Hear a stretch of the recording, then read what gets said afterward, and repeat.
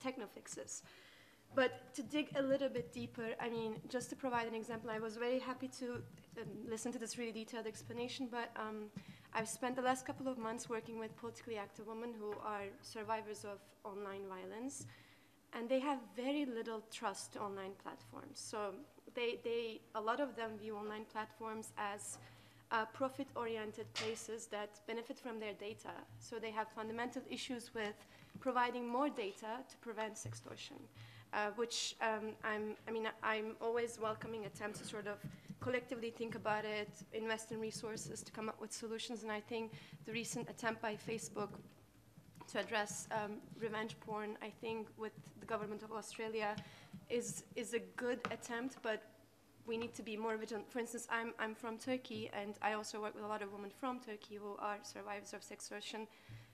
You can't convince many of them to upload their nudes on a platform due to cultural sensitivities to prevent this this problem. So it's very broad. Unfortunately, I don't have enough time to get into this, but all I'm trying to say is we need an intersectional approach that takes into account a lot of different factors to holistically provide solutions to survivors that come from a broad range of geographies and backgrounds without sort of further violating their data privacy. Valid. Thank you very much. I'm Walid Al-Sakaf. I'm here perhaps on behalf of the Internet Society's Blockchain Special Interest Group. But before I move on, do you understand what a blockchain is? This is typically the first thing that some people assume. So, okay, not many hands up. So let me just briefly explain in maybe a minute. Blockchain is the technology that's been invented by Bitcoin. Bitcoin was the first cryptocurrency that is virtual currency that is tradable peer-to-peer. So it has no central bank. It has no central entity controlling it. Money, simply at value, anything of value, including money, can flow from a person to person through a very strict cryptographic mechanism that ensures 100% reliability and anti-counterfeit of any form or sort. So it's a fully vetted system that ensures that nothing can be altered or defrauded in this Bitcoin or cryptocurrency system. So blockchain is the technology that allowed that to happen. So just like money can be securely, let's say, stored and encrypted in such a mechanism, you can also do the same for anything of value. And so here I come back to the question if blockchain technology can be used to, let's say, have an effective response to sextortion. The question here is a bit tricky because it cannot be directly done. But if you look into the characteristics of blockchain that can be helpful in tracking, for example, the victims as well as the perpetrators of these crimes, on a blockchain-enabled system, you can always track identity. And this is why it's been used very often in the supply chain. You can track every single thing from the very beginning to the very end, and this is why it is extremely secure in the sense that nothing gets hidden, nothing gets deleted.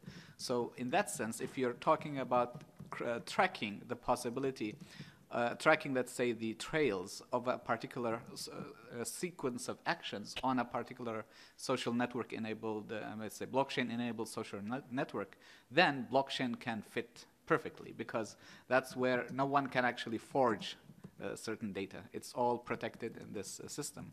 However, on the flip side, blockchains, particularly what we call public blockchains, such as Bitcoin, can allow anonymity. And by anonymous, meaning that you do not necessarily have to give your identities in order to use this blockchain. And so that leads to the possibility of getting away with crime. So you see there's a flip side to it based on what you are dealing with. If, for example, if you've heard of the ransomware attacks that have happened, much of it had led to people having to send bitcoins to the perpetrators to have their software, let's say, re-enabled again.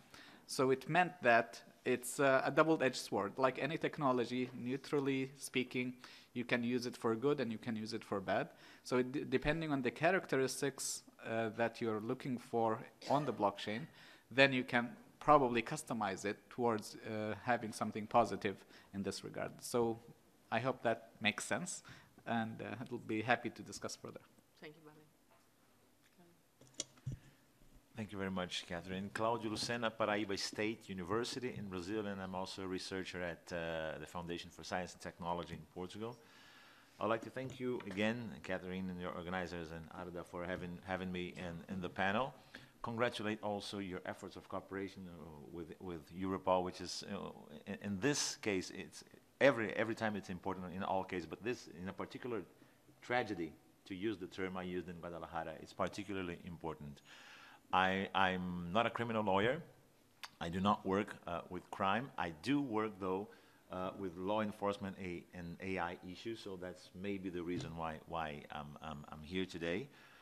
I'm glad to see, concerning the organization of the panel, I remember that in Guadalajara last year, we saw a very promising ongoing research by Nicolas Ferreira, and I think it would be a good idea to go back to the results if Nico has moved away with the research, so we can add as the inputs as a final report here, because I do think, as I told you yesterday, that this must be an ongoing debate, particularly in the IGF, due to its more open multi-stakeholder structure. We are facing a tremendous problem here, and concerning the question itself, I'm also glad to see that what we mentioned, the problem was framed in Guadalajara, and I remember that the idea of automated recognition for content was there at that time, and we mentioned specifically the content ID. To me, it's particularly interesting how fast and how easy, or how streamlined are the processes of deploying content recognition algorithms when economic interests are at stake. And this is particularly true for intellectual property. I understand that patterns and standards in intellectual property are way more objective than what we're talking about when we're referring to intimate images. But now, Content ID was an economic business initiative. Now, 1 year after, we have a policy initiative from the European Union through Article 13 of the reform of the copyright. Through Article 13, the reform in the European Union, as it is the stage now, there are many people who are involved in copyright reform in the IGF. You should ask them for more information. But basically, Article 13 enables and stimulates platforms to use, or demands platform to use automation, content recognition automation. So this is continuously being deployed for the same economic reasons. And once again, I do recognize that hashing a song or a work of art, it's way less sensitive and much more objective than what we're talking about here. But it still amazes me that the deployment of these technologies is way easier for these objectives than for the much more serious problems we're talking about. One of the criticism for the adoption of this Article 13 content automation recognition is the fear that it doesn't achieve a proper balance with the freedom of expression, which is also a very legitimate fear and a very legitimate concern. But once again, we are talking, every time at this workshop, at this table, we're talking about something which is way more sensitive.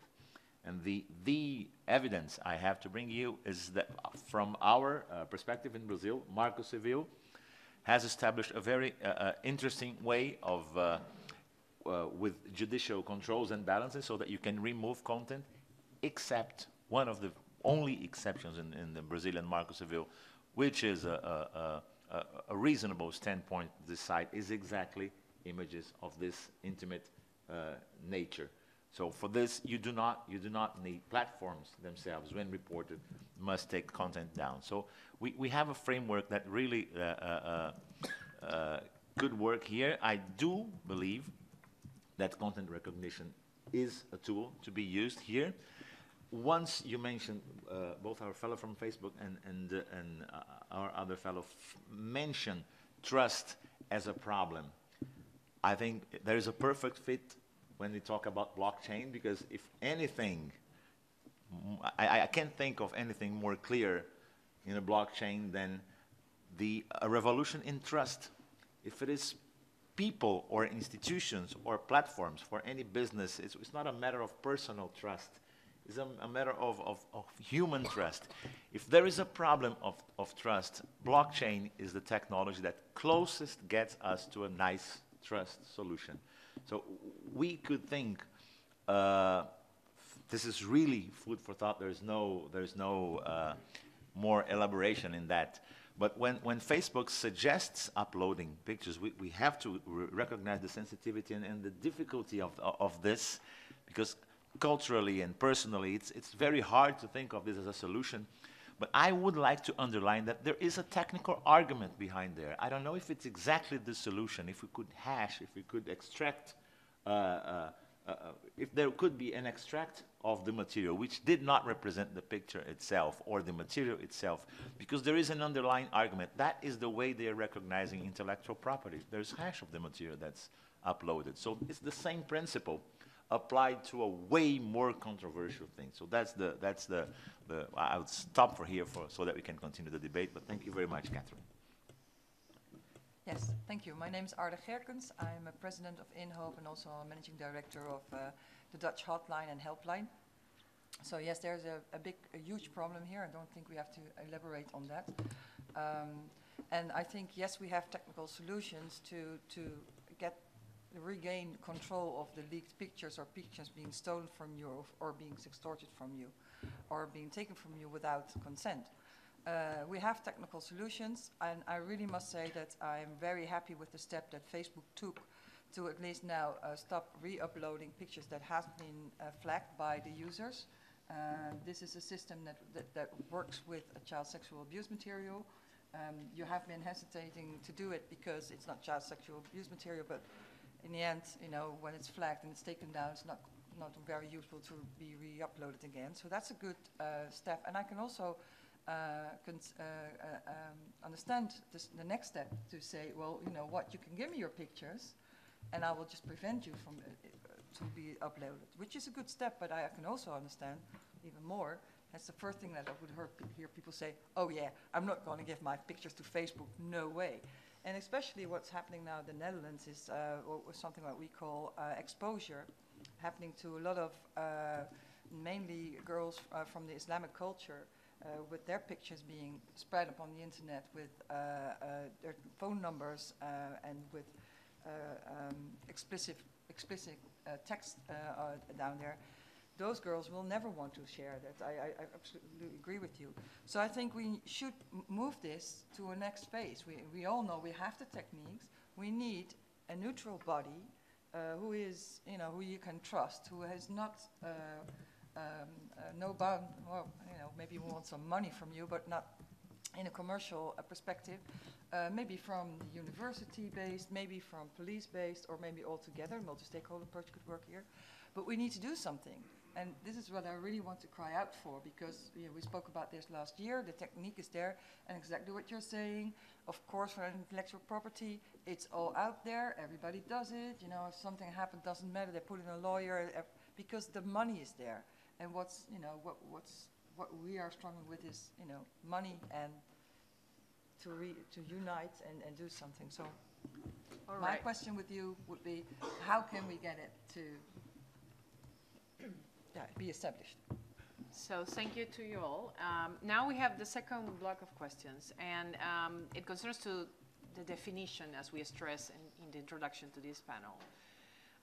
So sexual coercion and extortion, and it's usually, as we can introduce these recent dynamics, there is obviously a rising trend that consists of offenders targeting, as we can see also in the Europol video, young people online, especially through social media platforms and dating sites and so on, in order to obtain material necessary for coercion or extortion. So once sexually explicit materials or videos or any other material of the young person has been obtained, the coercion and extortion begins.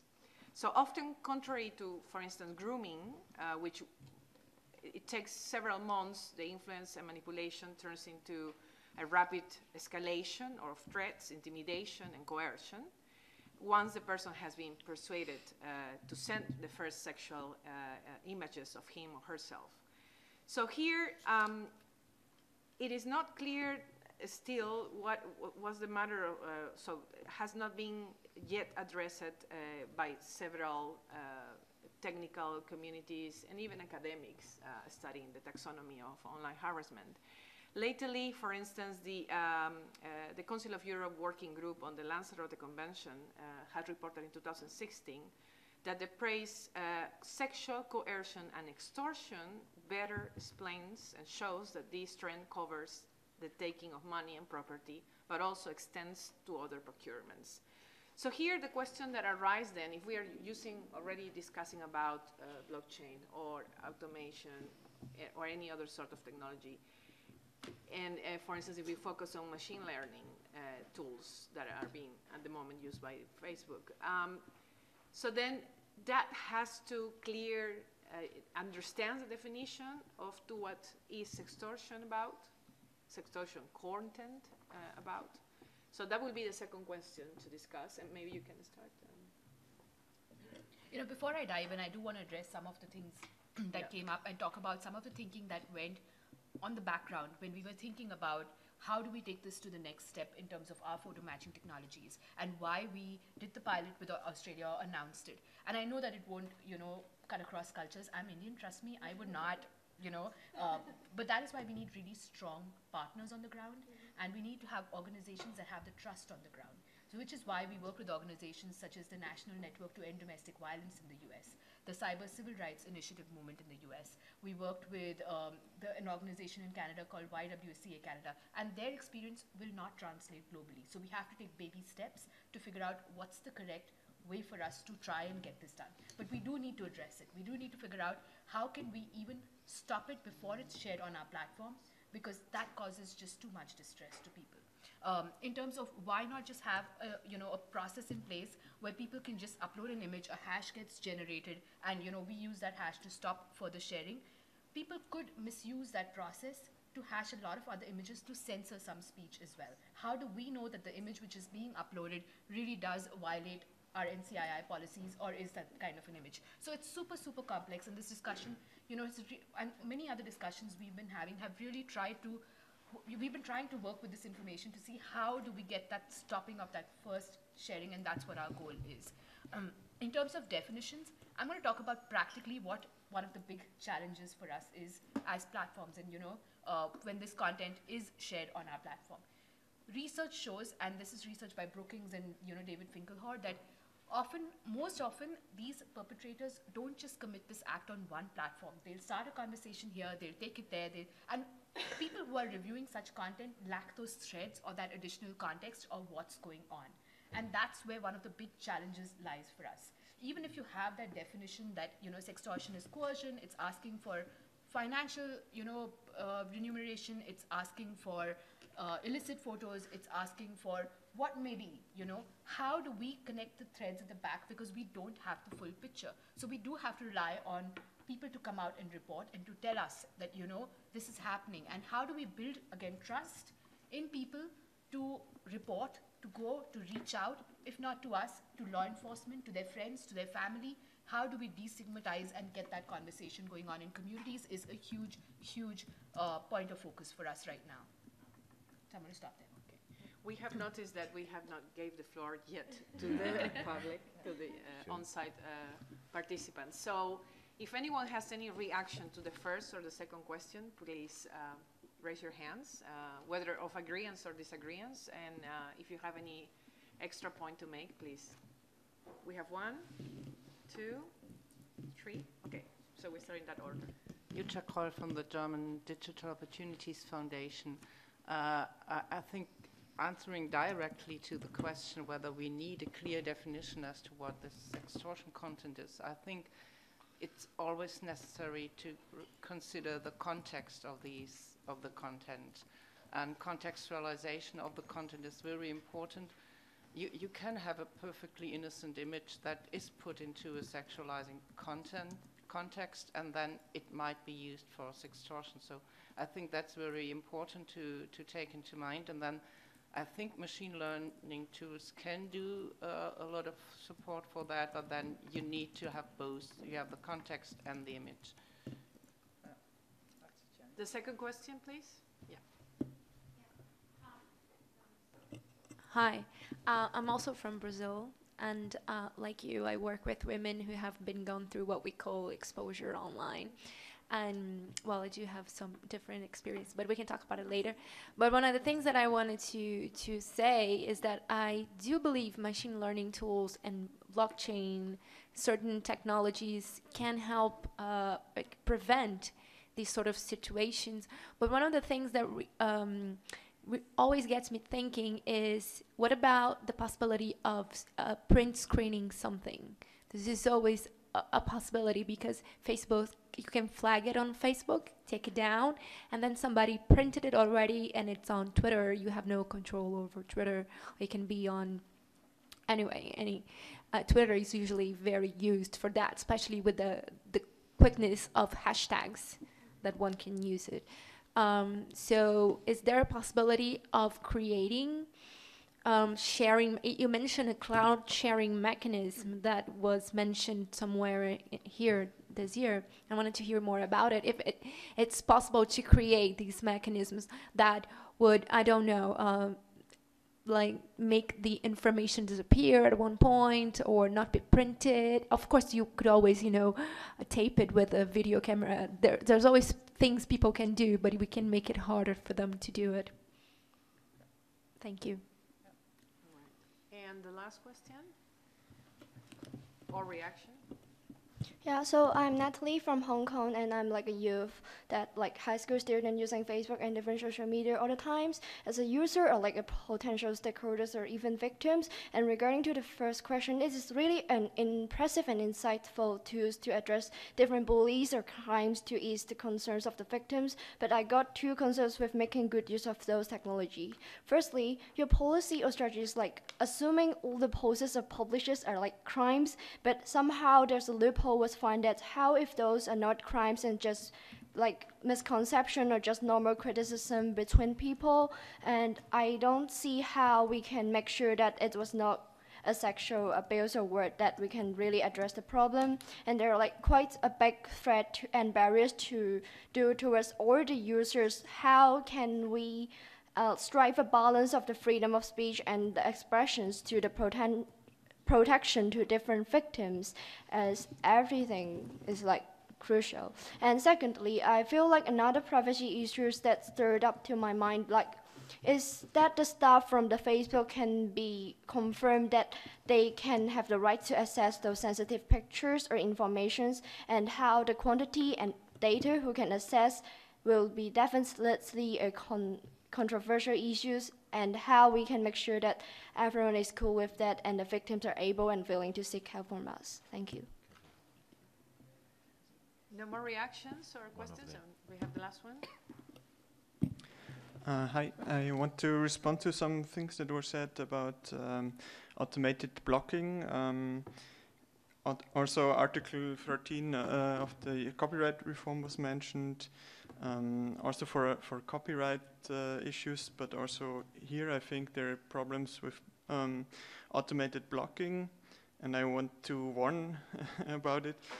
Can a machine really get the context of content? With copyright, it could be parody or other things a machine can't really get, maybe. Here also the context was mentioned. Maybe it's innocent picture in some context, in another context it's extortion. Yeah, so there needs to be a human element in there.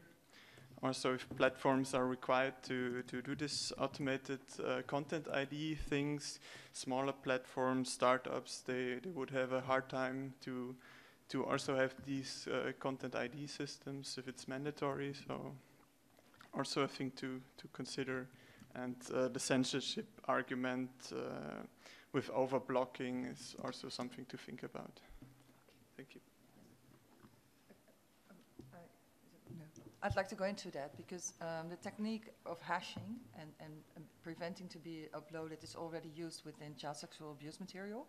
And of course, the discussion there has also been, you know, how can I make sure that this is a picture that is illegal.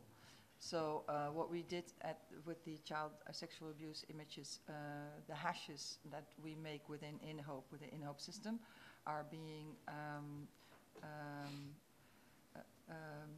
analyzed by the rules of what we call baseline. So this is agreed all over the world. This is what we call CSAM material, right? Of course, there's different legislation in other countries. So this is something that just also addresses. In some countries, what is child erotica is illegal, and in other countries it's not. But this is, you know, the fine-tuning. Although we have the majority of the material, we can just, you know, get it off the system. We could even use techniques, and in some countries they can. They just go with the hashes, go out at the internet, and they scrape whatever pictures are out there and get them offline. I think you should realize when you make such a system. In this case, it's not about child sexual abuse images, but about images. Oh, this is already a clock. No, we still have half an hour. Yeah. These images, this is a person who says, listen, this is my picture and my video, and I don't want it to be online. And everybody has the right to do that. You have your picture right? So it's just like intellectual property. You can say, this is my picture, I don't want it online, please take it off, or please prevent it from being uploaded. Now, of course, you also have, like with the intellectual property, the discussion, you know, what if it's a parody, what if it's Jews, etc., etc. So I'm also a politician. For me, that would go, but because I'm a public person. But for the most of you who are here, you're not supposed to be used as a parody, even if you don't want it. So I think what you need would be an independent body who looks at those questions, like, can you please make sure that this picture is not being uploaded, to make sure that you have the legal rights to do that. So yes, I think it should be really an independent body where everybody trusts, but we're all here with multi-stakeholder approach, so I'm pretty sure we'll get there. You also need to think, of course pictures will be, something will go wrong at some point in time, it always will, but to strike the balance between the two is quite important. Really, this is a big issue. People are murdering themselves over leaked pictures. And so this is a life-threatening situation, and we should solve it. Now, the last thing I wanted to say is what Jutta said, which is a really difficult situation. What if the picture is not illegal, but within the context it is harming or harmful? This is a really difficult thing to tackle, because this is what also exposure is about. Some of those girls are just having a normal picture out there, and then, you know, this is her phone number, call her, she wants to do, I don't know how many guys. And within Islamic culture, you know, your whole credibility is gone. So, and I don't think we can tackle it with any system, but yeah, we need to realize that this is also another escape that we need to tackle. Renata, maybe you want to react? So I'm Renata. I'm in Isaac Blockchain as well, but I also work in the frontier of blockchain and gender. I'm in the Women in Blockchain community, and as well blockchain for social impact and for social good. So we had the marathon, the hackathon, blockchain for social impact in New York with 1,500 participants or so, with several solutions for blockchain as a technology to prevent crime in several ways, and one of the aspects was sextortion. And this is something that always seems to me incredible, how we're attacking the problem instead of tackling the root of all evil, I would say, which is our very own online behavior. So I guess when Facebook does this invention, this innovation about trying to find ways of removing content from the platform, I'm quite happy about it, because I do believe the human element is important, but the life of a content moderator in a social media company is horrible. Yeah, there are cases and cases of people falling apart from psychological trauma from removing images online. So this is very important that we tackle this with technology too. However, the reason why we're having this multi-stakeholder dialogue is because the private sector needs help to create technologies such as this. It is controversial that we do hand in a database of images for Facebook to sort out itself what is the context of an eroticized image, or what is the local context of someone losing their credibility over an eroticized image. This is not even something that governments can do. How would a company do? And on the other hand, from us, blockchain developers, authors of content, civil society organizations, we're not perfect ourselves. We do have still to study a lot how to tackle this, but there is no quick fix. I'll come back to what Sama just said. Techno fixes don't exist. Band-aids are not going to let this go away. So it is about education, it is about long-term dialogue and programs to make this work. All right, do you want to find a reaction on this? Yeah, I just want to address a couple of the themes that came out, and I know you want to add something as well. But you know, you brought up some really, really important points, and I think that this does take a village to try and solve for. It's not going to happen immediately, but we're all committed to trying to find a solution for it. I've mentioned this before. Partnerships are super, super critical for us getting this right, because they're the ones who've got their ears on the ground and know the experiences of, you know, these people who are going through this. We need to do a lot more research. We need to do a lot of anecdotal data is out there, but we need comprehensive, good research that really talks about, you know, what are the experiences, what will really help, and, you know, find a solution for it. You talked about the mental health of moderators, and I'm so glad you brought that up, because this is one of the hardest jobs probably today. I have a lot of admiration for my colleagues who do this kind of work. There are, you know, industry best practices. We have been focusing on this for some time. There's a lot more that we should be doing and could be doing, obviously. But this is something which we have to focus on. And we have some processes in place, and there are some great best practices out there. I'm not sure how much we want to deep dive into some of this, but things like the number of hours that a reviewer should be spending on that job in a day, you know. There are some coping mechanisms, like the clothes which you wear on the job, on the work. Before you go home, you change so that you have like a set of clothes which is designated and which you associate with your job, and then you switch off and you go home. Or, you know, making sure that people have the support, the counselor services, the things that they need to be able to have these conversations, because it is super traumatic. So thank you for bringing that up as well, and, you know, shedding light on that. I'm just going to take us back to basics and try to sort of broaden the conversation and to include other social media platforms, not just Facebook, because this happens across all platforms. And just share with you a very simple fact. The research that I'm trying to finalize at the moment, I'm reviewing input from 50 politically active women, a lot of whom are high-profile people whose cases we all know. And I asked them a simple question. When you reported XYZ, did social media platforms come back to you and ask you what's the fix? Did they ask you about your needs? What are policy solutions? And you know that they all said no. No. So we can't solve this with a group of sort of coders and engineers, the majority of whom are men who never experienced this kind of violence, in a room without consultation with people who are at the receiving end of the violence. So I know the problem is very complicated, but it's not as complicated because we haven't done the proper consultations. So the partnerships should not be just with organizations who work on cybersecurity or privacy, but with the very women, trans and gender non-conforming individuals. And men. And men, but yes, but people whose voices have been invisibilized in this process. Yes, I agree.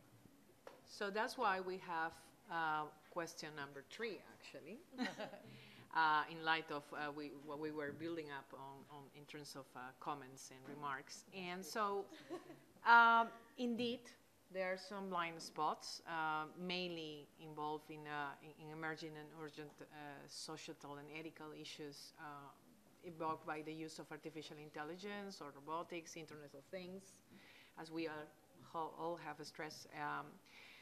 And that obviously has an impact on important and crucial topics such as equality, autonomy, human rights, human dignity, responsibility. and therefore imbalance of power between consumers and businesses or between members of public and government bodies. So we consider that this makes a strong case for development tech tools co-created with users. So that's why we pose the following question. Can users participate in the use of automated tools, content moderation? And so do we need to embed an accountability by design approach, therefore? I will start now to be more fair with probably the on-site participants, and I haven't heard anything from online, so on-site participants have the priority to answer whether agree or disagree, or do you have any other reaction to these questions? These two questions being posed here. Yeah, any point of convergence or divergence? Sure. Hi, my name is Adam from the Oxford Internet Institute. So the use of users themselves is an interesting kind of addition to content moderation, I find. And there are platforms around the world that already do this to an extent. So one example would be Sina Weibo in China. They have a system that allows users to flag content and then also participate in the adjudication of whether that content is offensive or not. And this is the kind of content that we're talking about now. Stuff that isn't, it sits on the border between what is illegal or violation of users' terms and stuff that's just reprehensible, the kind of thing that you don't really want to be going on social media. And essentially what happens is that users are brought into the fold and users vote essentially on whether a piece of content should be removed or not. But I would be interested to hear what exactly you think this would look like in the case of the images that we're talking about here, because are you going to put an image in front of other users and ask them to judge whether that's should be seen or not? That seems kind of counterintuitive in many ways. So I'm intrigued as to what was going, what kind of system you had in mind when designing these questions. But I just wanted to throw that out as one way of bringing in users in an age of increasing automation when it comes to content moderation. Thanks. Okay. So I have a reply for you. So Renata, in the Women in Blockchain community, this is something we discuss a lot. So how can we use not only blockchain but technology in general to create social impact, to create social good, and how to deal with counterintuitive paradigms, such as, for instance, the idea of recognized images and creating databases. And one of the simplest answers, fastest we got, is the same with any other technology, is that users are never consulted. As much as we had a huge development in human-computer interface and user interaction, it's cheaper, faster to build, again, some quick fix or some blockchain app that does something very, I wouldn't even go with automated, but in bulk, actions in bulk, then really trying to do case studies. And one of the things of Article 13, which always amazed me, is where are the case studies? Where is the measure of impact of this? So a piece of legislation is moving on without really studies that prove that the technology that this piece of legislation is advocating for is actually useful. Where are the users? Where are the studies that made this legislation come to life? So this is amazing. And so we have to really redesign the whole process. And this comes from a whole production engineering initiative. You have to start from the users. You don't start with the full app packaged and ready. You can do that in MIT App Inventor, for God's sake. There's also another side to it. I guess spreading of leaking out of images, they can only exist by the fact that other users spread those images. So in the Netherlands now we started to campaign and say, listen, keep it to yourself, literally. If you get this picture from somebody else, it was not meant for you. So stop spreading it too. So the power actually of stopping this process is, of course, within the community itself. And we need to educate people just to stop spreading and stop thinking of, people who are the victim of these kind of situations, this extortion. Can I play the devil's advocate a bit? Because I'm an anthropologist, so I do ethnographical work with what people actually do with technology, and I thought it was very interesting what you said when you said we design it, we don't know what they're going to do with it. And that's very true. I find very interesting uses of technology during field work. But and one of the things that really bothers me whenever I am in, well, sites like this, but also places in which where activists are together and everybody keeps talking about, oh, the solution is social, it's education. And as a social anthropologist, it's absurd to think that we can, by ourselves, actually change culture or change something in that sense. We do make social context, but don't do it exactly the way we want it to do. So, of course, it's important to have activism and to have educational purposes, but it's really important to understand that this is the hardest thing to change. And I do have another question about sensible content that I have found during my field work, is that we assume most of the times that we're talking about images, pictures, and sometimes we're talking about dialogues. They're taken out of context, so it goes with what she said and what another person has said about context. Sometimes it's, or what you said about women who were very vocal online, that they take the text or they print the dialogue between that person, and that becomes eroticized, or that becomes a trigger for violence. And that poses another problem, because how do we use this technology and automated tools with words and anyway. Thank you. Catherine, thank you very much. I would like a minute to demystify technology solutionism. Simonu brought something very interesting here from moment zero of her intervention. This is an offline problem. It has always been an offline problem. What we have here is that technology scaled it. And now we're trying to find in technology some form to descale it. And that's the challenge here. It's to respond to our friend who raised the issue about the balance and freedom of expression. There is no, in the actual state of the art, there is no solution without a man in the middle. That's a short declaration. It's not going to, automated tools are not going to work for everything. My fellow Brazilian mentioned the first a snapshot, a print. The definition of a picture itself may cause an original picture to go through the block or to be blocked and the print not to. If we're talking about speech recognition in dialogues, which the technology has evolved incredibly over the past 20 years, how are we going to filter that without a man in the middle? By the sentences themselves? What if we're talking about Chinese with the intonation, with the slight intonation details? Absolutely impossible. We are always talking about the solution with a man in the middle. We couldn't make it residual so that the most evident violations could be dealt with in some sort of an automated way. I want to just lay down the ground for the proposal for the blockchain structure, for example. Social media platforms that would like to comply with this could feed or could search for the hash we're talking about here in a ledger, in a blockchain, so they wouldn't have possession of that material. Well, that is technically a concept that could be worked out, proven wrong, but this is something we could do in this sense.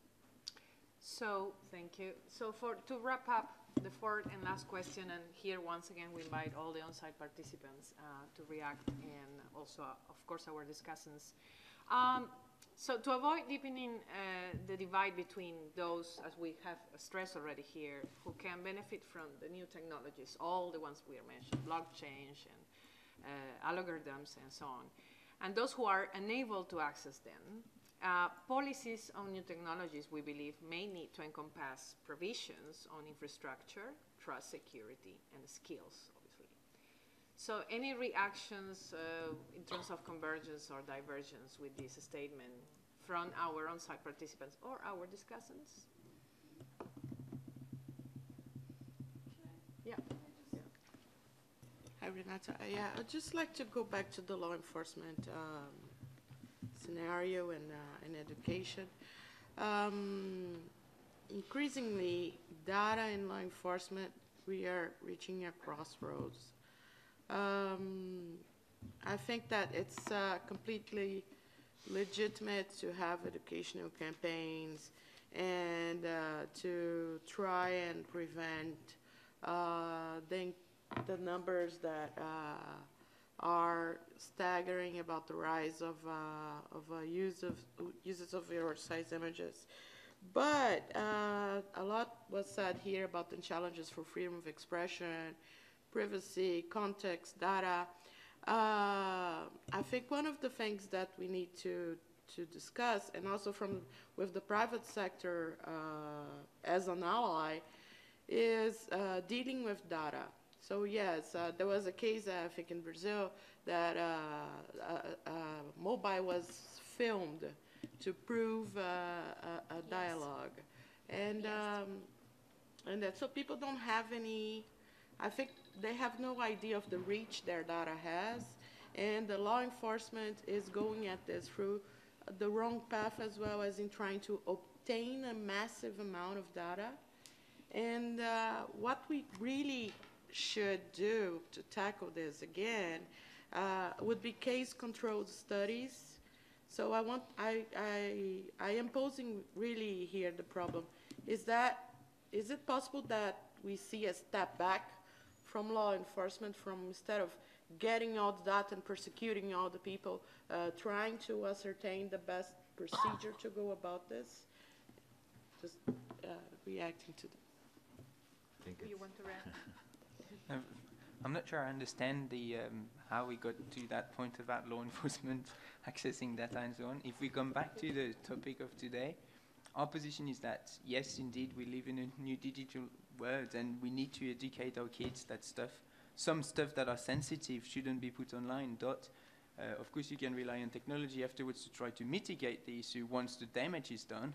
But it's like if you enter new dimensions, you don't know the social rules, you don't know how things work, and then people make mistakes. And you have organized criminal groups that are taking advantage of this lack of understanding of the technology and the impact on your life that can have. And I think as human beings, you should just accept the social fact that, yes, you don't share sensitive and embarrassing images online, because there is a huge risk that you will lose control, that's it. And I think it's super important to reach out to people to mitigate the productions of these type of images.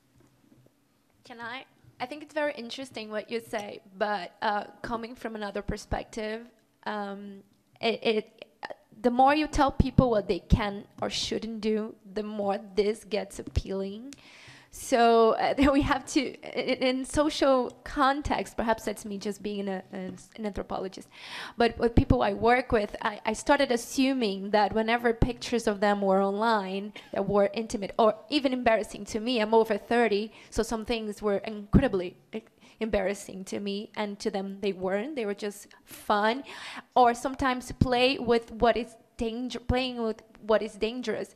So human behavior, there's always going to be this walking the fine line between danger and pleasure. And so just telling people we shouldn't post some things because they might be used against us, one, that might make them want to post it more, and two, because they do, it's true, believe me, and two, it might not work because sometimes we post things in different contexts and they can be used against us. So I think it's important to talk about this, but I found that the more you tell, we sound like moralists sometimes to many people when we talk about the danger of internet and platforms, because sometimes it's exactly that what they're looking for, to be avant-garde and very, adventurous. Yes, I want to add to that, because first and most of all, I do believe that it's good to educate, and I have children myself, and I know if I tell them not to do stuff, it's not that they go out and do it. Some people do, not all people do. So it's good to educate, good to tell them, but please don't blame the victim. We should stop doing that, because that is exactly what this whole sextortion is driven upon. Also, we should realize that there are pictures who are intentionally being put online. There are pictures being stolen from your phone. There are pictures, and this is the era we're heading for, that will be formed, will be made with the new technologies that we have. Photoshopping is so good. If we want to sextort somebody, we don't even need to seduce those persons to do so. So we're heading for a big problem, even bigger than it is now, and I think it's good if we just, could pull our strengths together, because I think we heard some good ideas today. We all have ideas. We all know we put on the dots and the lines and said, okay, maybe a bit this or a bit that, but we all agree we need to do something. So who's going to take the initiative? Because I think we need to move this forward. We're not going to want to sit here next year saying, yeah, it was a really good idea that we had last year. This is my question to you. How can we scale this up, this idea, to make sure that we have an independent body who will look into this, maybe get funding, look into the techniques that they are, No, I was going to say independent body or an independent structure in case we manage to find a way to move on with this blockchain idea, Yes. right? Yeah. Sorry, Balit has a... Yeah, I mean, this will be my last intervention. We have no time. But Walid, again, I'd like to note that this question is particularly relevant if you add the word usability to security, because what happens often is that, as we heard earlier, I mean, mobile devices get hacked into, there are passwords that are weak, etc., and there are unencrypted traffic data flows happening. But if you tell the user you need to have a password that is 20 characters long and it needs to have digits, etc., and you need to have every passwords different for every single platform, this is demanding too much of the user. This is what we often call unusable security. And when platforms introduce this as good guidelines and not take into account the user's perspective, how easy, how difficult it is, they're virtually doing nothing.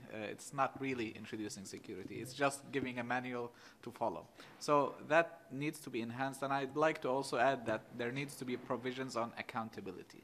At the end of the day, even if you have these measures and you don't have accountability in the provisions themselves, that you have consequences for leaking the data, for the NSA developments that had happened, then this can be repeated over and over again. So I just want to, you all have raised some really important points, and I just want to circle back on a couple of things which stood out for me. One of them is, making sure that we're speaking to the people and making sure that we're speaking to the organizations. And I assure you, not just in developing our policies, but thinking through, solutions like these, we can't do that in isolation. That is a very, very important process that happens. The second piece of it is technology and security. You talked about photo DNA. It's one of the most strong, I don't know of a single case where they've been managed to reverse the hash to get to the image. It's just impossible. So there is really strong technology solutions out there. If we couple the technology solutions with the people solutions, I'm going to call people solutions because these are the people who have the answers, people who are going through these, experiences, people who are, the middle layer, who's actually dealing with these women who are coming to them and telling them about these challenges. I think we'll be able to get to a solution. And I think that we need to put this together and, come to that solution. So, Claudia. Thanks, Catherine. Just to build upon another very useful insight the seminar brought about knowing or giving empowering voices of women who were driven out of this process. And now, after you gave your insight, also of young people, because different generations use these platforms differently. This is interesting. And the problem is very serious, but worse, it's changing. It changes from generation to generation. So we have to understand how to face this. For this generation, there's other generation coming using the platforms in another way. So we have to keep, it's not only difficult, the problem is hard to tackle, and from an evolutionary perspective. Thank you very much. Can I? One last. Before I give you the floor, just not to... of course, sorry. Have anyone else a question besides... We have only 2 minutes left, so... I'm thinking in terms of solutions or being more pragmatic, like you mentioned, I think it's interesting. I definitely believe that having more psychological, sociological, and anthropological works on how people use social online platforms, and why do they use for taking into consideration cultural differences, age, gender, sexuality, class, racial, religion. We have to do more of that. And very recently, Professor Daniel Miller at University College London coordinated worldwide research called Why We Post. It's all online. It's very interesting. I think there are 11 books on how people in different communities and different places and why do they use social media platforms. And so it's called Why We Post. So it's just an idea, and I think we should do more than, especially companies and the state. Thank you very much. So with all that said, we're going to close the workshop. There's no more reactions. Oh, well, I'm sorry. So, yeah, I'd like to my response on the law enforcement perspective. I think we had quite a good dialogue because it is exactly what we have been discussing. We need, yes, people solution and technological solutions to come together. And I think we didn't even tackle many other aspects of the discussion. I would definitely suggest to continue this in the IGF and in the intersessional activities, this discussion. For example, the same way we're having people building businesses out of others' images. We have content farms and the threats that these content farms bring to democracy and in other aspects as well.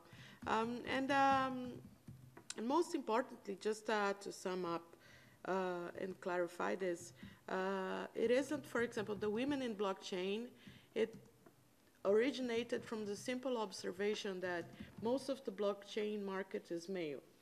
So every conference we would go, we would have huge manuals.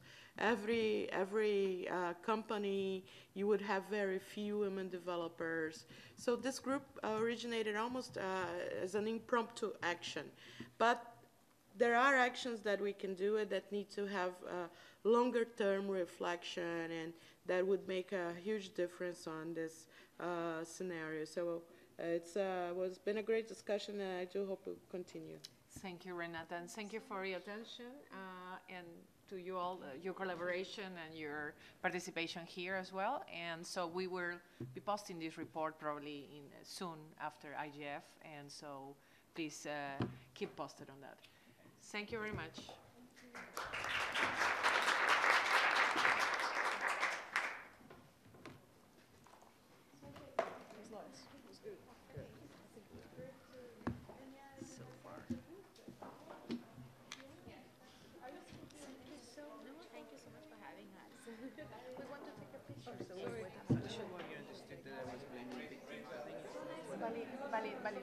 Because we want to take one picture. Don't leave one.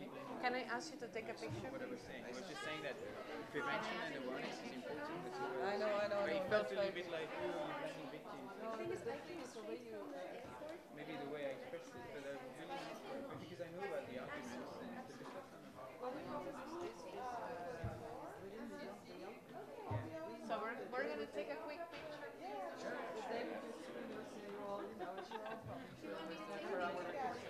Yeah, but that's exactly exactly. You see a number of cases where people don't understand the implications. And so, thank you.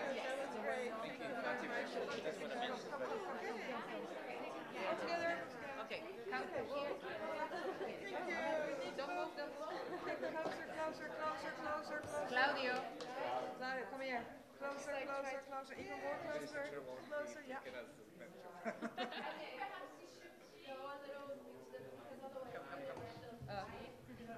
Thank you for the suggestion. Keep it anyway. You can also kill the beamer.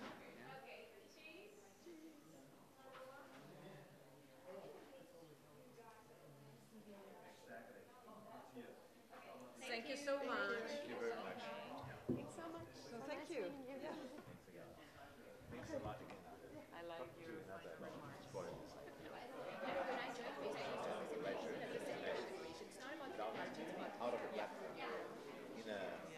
Thank you very much for your question.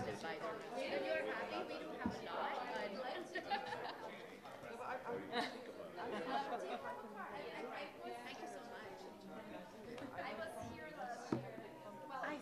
talk to each other, didn't we? Didn't we? I didn't bring, but please add your. I'm doing this. Add yourself to make it straightforward. I've seen that I on purpose. non-currency used for blockchain starting to show up. Yeah. This one is very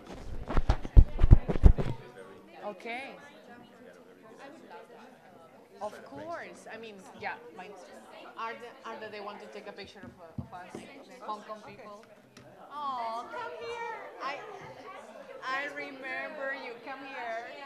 You were in Nassau too, right? At the same time. Yeah, I remember you speaking. I know that girl. You are not. Oh, yeah, you are not. Okay, so write me your email. Here. And your name also. And the university where you work. I want to contact you before the ethnographic.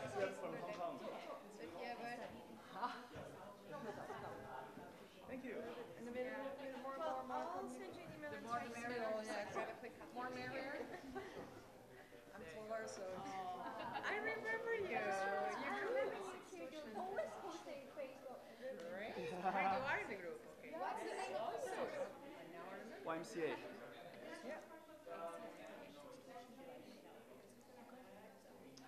Thank you. Thanks so much. Yeah, good question. Were you prepared? But I was like, So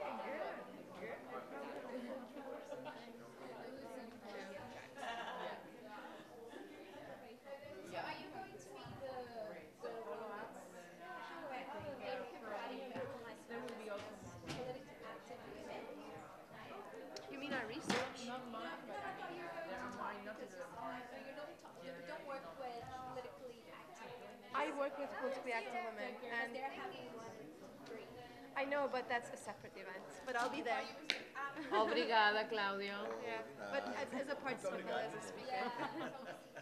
So nice meeting you. Good luck with all the work. Same. I'm giving you Thank you so this hug because Oh, I still have, totally forgot your, don't worry. and I'm here I today. have a little child 9 years old. He has all the, I can you know, and in 1 week he gets all the colds and so on in the school. So immune now. You're also, you Thanks a know lot, Catherine. This is the topic I do not understand that I contribute most. Thank you. Yeah, but look at the points you made. They were really strong points. There are side approaches. Yeah. You have me on WhatsApp, so if you ever have time for a quick coffee, let me know. And the same when you're in The Hague. The same with you, You're visiting us in The Hague. I need to get down there. You have to. What's next? Are you moving to other workshop? Or? Yeah, right now I was just checking actually. I took out all the schedules. That was it. Okay. Yeah, I need a little bit of a breather. So yeah, I have some time. We have the one with Alba. Let's see, we're with Olga At 4 o'clock. At 4:40. Okay, so we then got we time can- for coffee or something. Yeah, That's the online feature draw or Multicultural, shaping the future. got it. Okay, this Yeah. yeah. Might be. So, happy? Thank you so Yeah. much. Good to see you again. I think I pissed Europol off.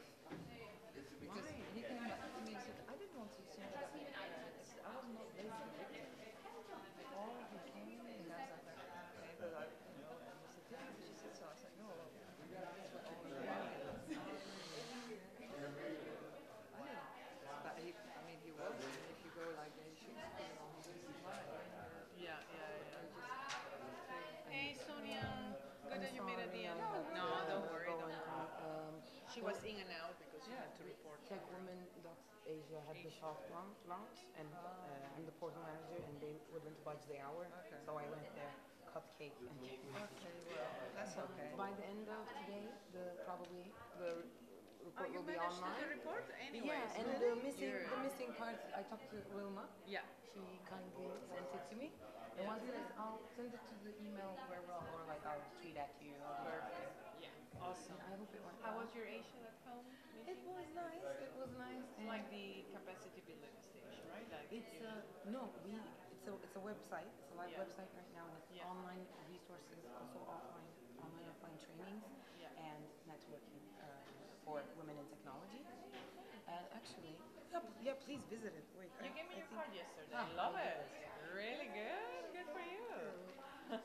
And maybe once once we have, we're like talking with the Dutch embassy and the U.S.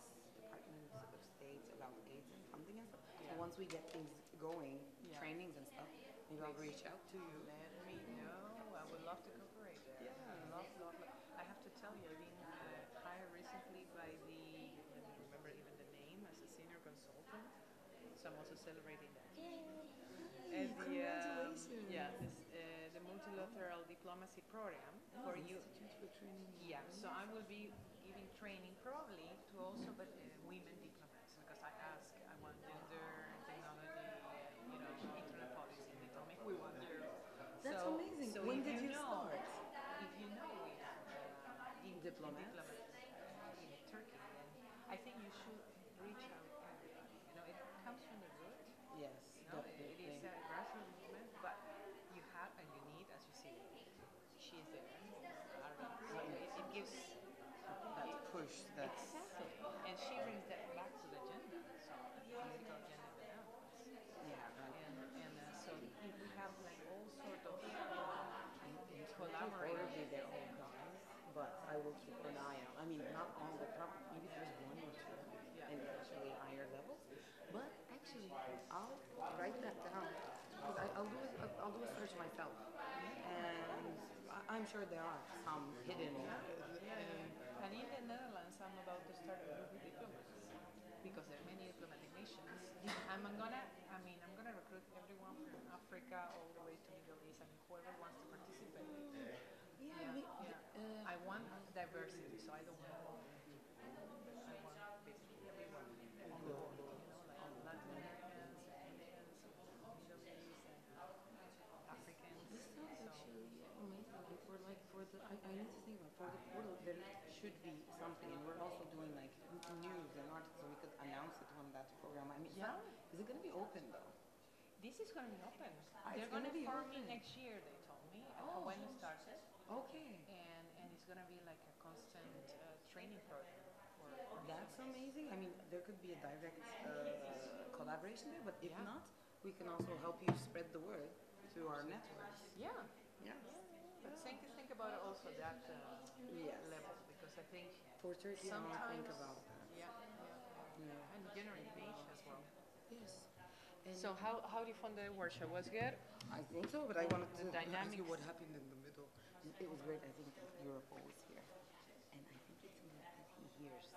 Arthur told me that he came at the end. No, but he was here in the beginning. No, he came to her and questioned her why did you put him against the wall.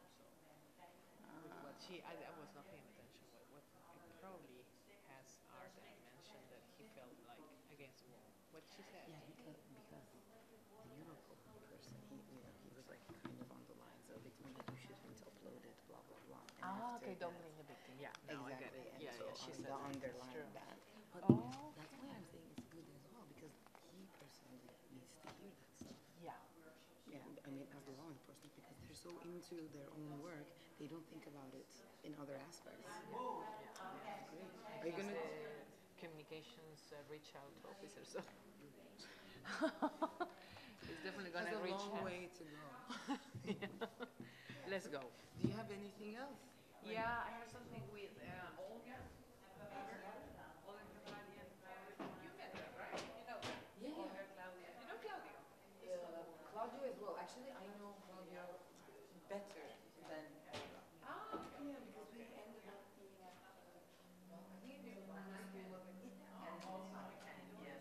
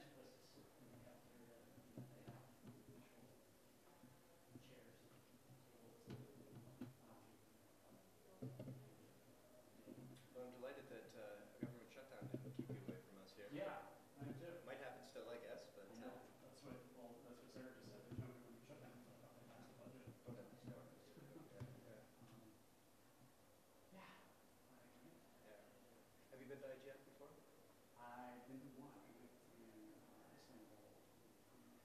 Yeah, okay. It was a great place to have it. It was fantastic weather, and when it was done, basically the sun was up until 8 o'clock, and so you could go wander around Istanbul. That's great. I spent a couple of days riding those moves. I do love Turkey. I mean, it's not a place to be spending my tourist dollars right now, but it's just a magical place. I was a medieval history guy, kind of focused on the Eastern Roman Empire, and so Perfect. yeah. Yeah, what's the name of the church mosque? Hagia Sophia. Hagia Sophia, yeah, and the history of it. And how it has basically served a couple different religions. Yep. Yeah, and then I find it quite interesting, the Blue Mosque across the way there, which is equally large and perhaps more beautiful. The architecture of Hagia Sophia is so sophisticated that despite the fact that it was hundreds of years later, it must have been close to 1,000 years later, that they built Blue Mosque. They didn't have the technology to make a dome as big as Hagia Sophia. So the Blue Mosque then decided to have these four huge pillars that are part of the whole space. You lost it? Okay.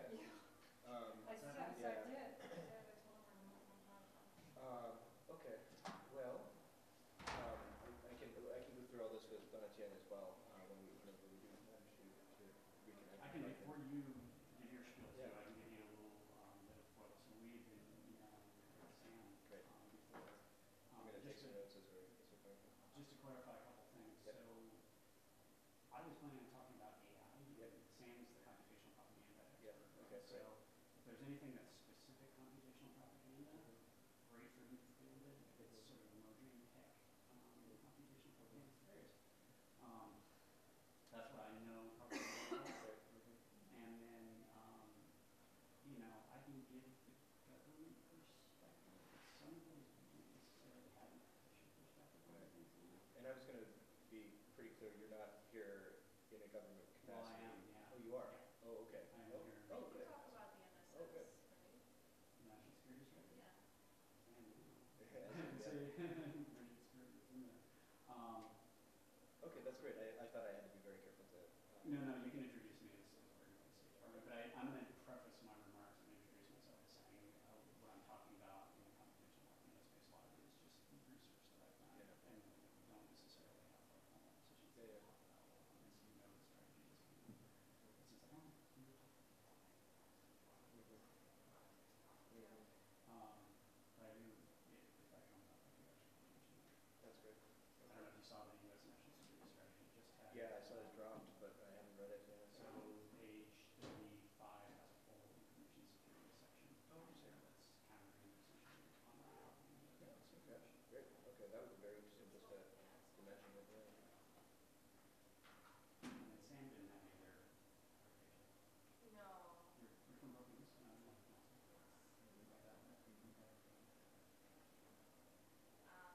So I mean, is the format, because we normally putting a substantive conversation, where we're saying a few words about our work, and then people just kind of chime in, or how does it? Yeah, so I mean, I was kind of going in that the bureaucratic UN setup here is kind of poorly, poor space for it, but this is the way that they've been going. So we'll line up front, but then I'll start with a couple minutes of framing. I'll introduce you guys just by like name, affiliation, like a high level like clause on what it is that you're focused on, but then let you guys each do, and we'll want to keep it pretty brief, and then for comments, and then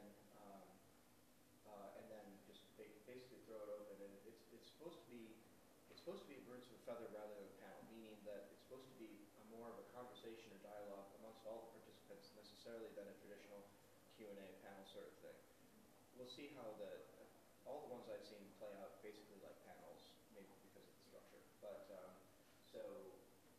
I'll try and be a little bit fascist about keeping people brief on the floor if they ramble too much.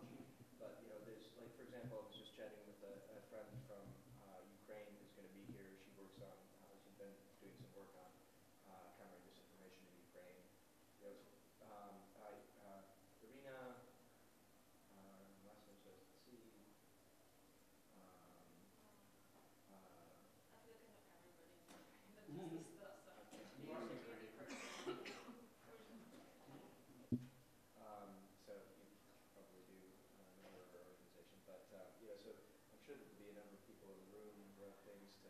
share, and hopefully you can make a conversation. But we'll see how the dynamic works. Some of the ones I've done in the last couple of days, they tend to be quite disjointed because people are eager to say whatever they want to say, and so it's hard to hold a thread together. So we may try and foster some, get people who jump in on a particular topic or something like that before moving on to a new direction. But yeah, I like that format when you ask if there are any guys in the context on that first. And that one going on. Yeah. Have you guys seen that? I almost saw this once, but I thought it was kind of interesting. People like raising two fingers if they have a response, a follow-up. Have you seen that? Okay, I'll try and I'll suggest that to see if we can. Just gotta make sure you keep tabs. The other people are showing interjections. One thing, so I've been to quite a few of these types of discussions now. And I think Alina probably agrees with this. It's focusing people on solutions and what people are working on and doing to combat these problems is generally more productive if you say that in the beginning, because otherwise these turn into a lot of whinging and a lot of griping about the problem. And that generally is not necessarily productive unless somebody is seeing like a brand new facet of what's happening or what's working. Everybody's really familiar. So that might be a good way to channel the panel discussion and Q&A. People are just kind of sitting up there like whinging about this and that, and let's talk about something constructive. That is very useful for my purpose. This is my solution. In terms of splitting up tasks and also having to take a project person. Just talk about state actors in general. Which is easier for me because I'm trying not to focus on any particular country in any of my comments. I'm really happy. You can. And you're talking about. Yeah. What do you want to? Africa. You'll be focusing on in East Africa or in Burundi. Okay. And is a lot of the disinformation there, is it religious? I heard someone who was saying, who's from Nigeria, he said a lot of religious-based disinformation. Is that the same thing that you're seeing?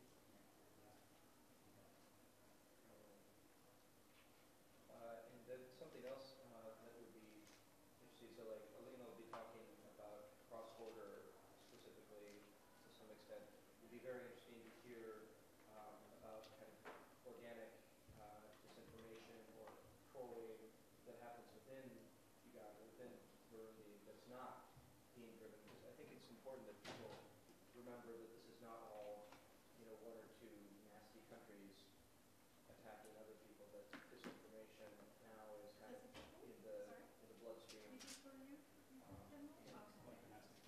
Yeah. Oh, yes. And then, I don't know if you know our background, so Alina has been focusing on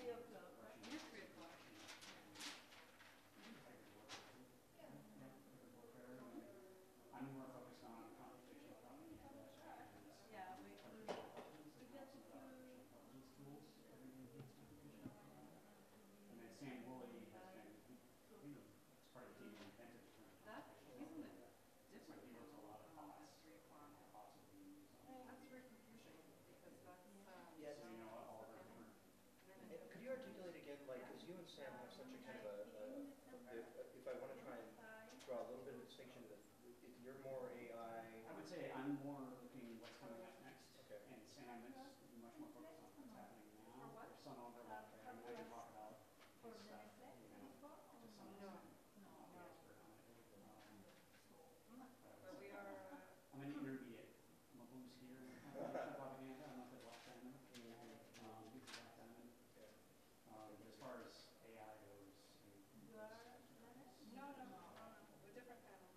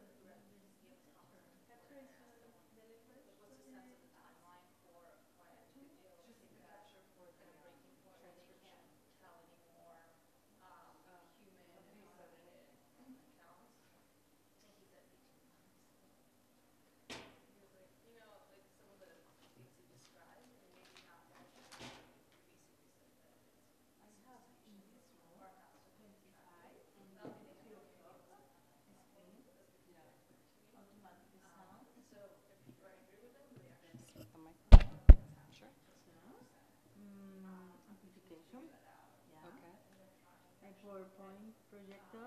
Okay. Is you have a key. We don't have USB. PowerPoint. Oh. We don't have PowerPoint. Alors, YouTube. We want to we want to bring in a remote participant. So through WebEx and show this screen. Ah, I don't know. So how is the laptop? Laptop? Yeah. Okay, so it's this one. Yeah. Okay, so therefore that should come here. If he joins, Yes. he will show here. Will the sound come? I don't know. No, normally, yes. Huh? Okay. Yes. Okay, maybe. Yes, you can try, maybe. Connected to the dock. Let me try connecting through my own. Yeah, okay. But normally, yes. If there is a people that speak in there, Yes. yes, normally. You can hear them. Yes, Oh, okay. normally. Normally. Or I can call the technician. Yes, better. okay, it's better. Thank you. Just to make sure. Yes, yes, no problem. I don't post 500 times at once. They can go. I'm going to try now from myself, but it's very yellow. These are all the tools that can be used to basically analyze which ones are the bots and Yeah, the other thing is if you understand the supplemental testing account, like compared to other vertical testing tools, make sure it's really good. And there's services that will just replicate the response, so that you can't give it. So they have also systems where when you're trying to sign up for accounts, you know how they'll do like CAPTCHAs or things like that? Yeah. They'll then basically somehow do a screen share with somebody. Let me see what happens when I join. They're paying like, you know, about an hour basically, just go in and do CAPTCHAs and defeat all of those security things for signing for accounts. Yeah. And so they have systems for basically doing all that now. Well, all those things, they may be cat and mouse and they're winnable, but it does raise the bar. If you can't tweet 500 times at once usefully, then you do have to spread spirit out across more accounts or across a longer period of time. Ok, je te la passe et elle va te demander. C'est suggérer le son. Can you speaking with him? Hello? Hello? Hello? Do you speak English? Oui? Okay. I have a panel at 3, and we want to have a remote participant as a panelist. So I just want to make sure that the sound works